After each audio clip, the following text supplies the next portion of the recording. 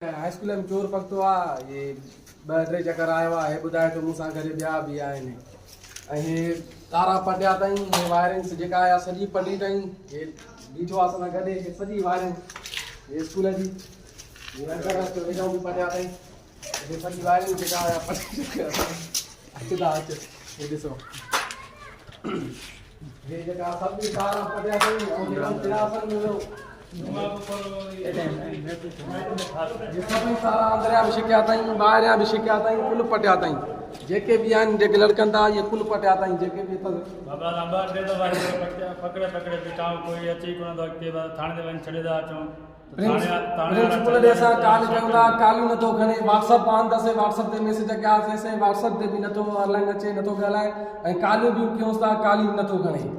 पंहिंजो नालो ॿुधायो बिल्कुलु बटी आजना साल ऐं ॿार नालो ॿुधायो रहू ॿियो प्रतीक ॿियो साना छा पटियो अथई ॿुधाए तारा पटवानी तूं कंहिं चयो हुजे स्कूल में गुलाम पंजाबी गुलाम पंजाबी नालो तो चए जो मूंसां गॾु आहे गुलाम पंजाबी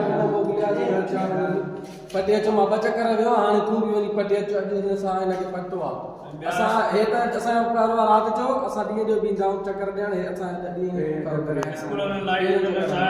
आधार दफ़ो चई चई बीठा साल में पहिरें महीने खां वठी चवंदा था स्कूल में लाइटूं लॻल आहिनि छा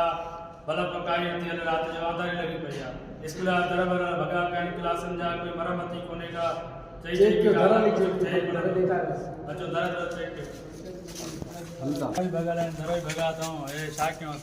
असां चई चई बीठा कुझु थिए कोन कुझु मरम्मत ई नथा कराइनि लाइटूं बि कोन्हनि लाइटूं भाॻियूं पयूं आहिनि मथे लाइटुनि जो चई चई बीठा लाइटूं हणी नथा ॾियनि अचो अॻिते हाणे ॿियो बि दर आहे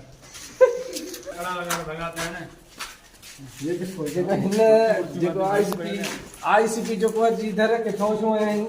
जेके जवाए दर जी हालत ॾिसो चेयरमैन साहब अची करे स्कूल में उथी हले विया चयो मां छा कयां हिनखे कार्य कयूं असांजो कमु न आहे भई हल्को फुल्को चोरियूं थो करे असांजो कमु न आहे हिनखे दुआ वारी प्रिंसिपल खे पकड़े ॾियूं त पोइ हुनखे बदिराईंदो बाक़ी हे चयो त हिनखे बेहोरी न आहे इहो हीरो न आहे भई छा कंदासीं हलो कढी ॾियोसि हलियो चेयरमैन साहब अची वञी हले विया ॾिसी हले विया